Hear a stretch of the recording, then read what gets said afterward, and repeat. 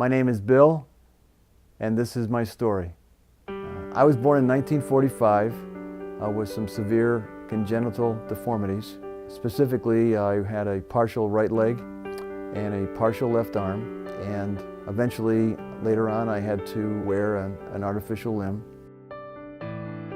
But the first time my mom saw me, she just looked at me and said, he's beautiful, and I'm going to raise him as a child like any other child, and I want to give him all the opportunities that he possibly can have. And she did that throughout my growing up days. My mom was very practical. She wanted me to learn how to get around in life, and she taught me a lot of things about respect for others, and I continue to really remember that.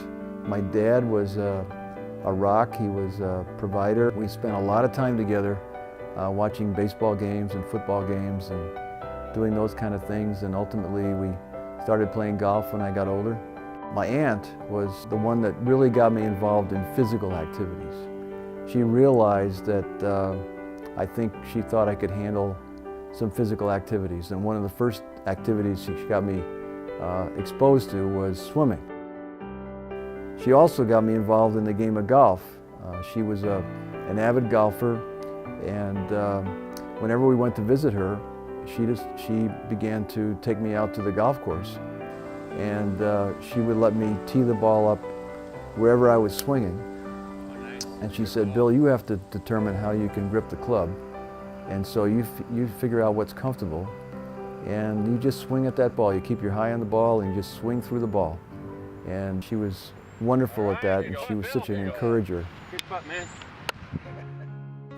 Well, when I was a child, probably the time I knew that I was different was when I was swimming, and I had to take my artificial limb off, and I was in the locker rooms, and the kids would surround me and kind of just look at me and ask me, where's your other leg, or what's wrong? And my mom just said, just tell them that, that's just the way you were made.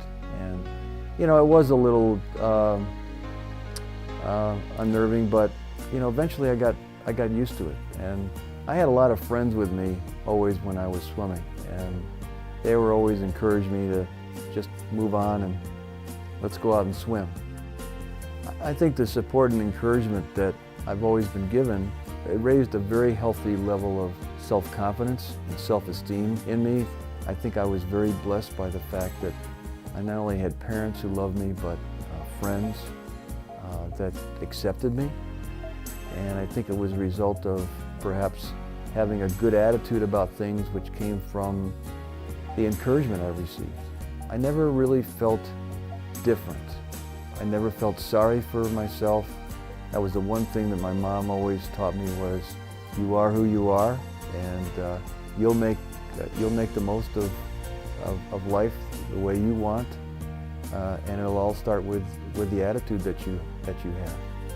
And because of the encouragement, it just led to just a great level of self-confidence and feeling accepted, feeling included.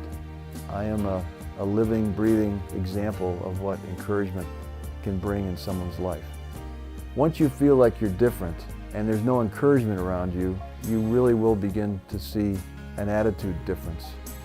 It will impact not only yourself, but also the people around you. I think one of the reasons why people included me was the fact that I was positive in my attitude, I was fun, and I got along with people.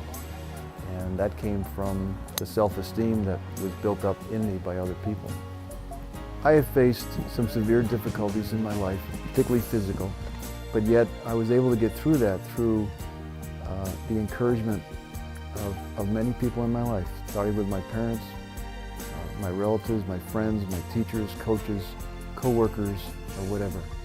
And when I look back and see the people in my life that have encouraged me and the impact they had on me, it motivates me to give back. It motivates me to try to encourage others because I saw the impact on me, and therefore I feel I could have impact on others.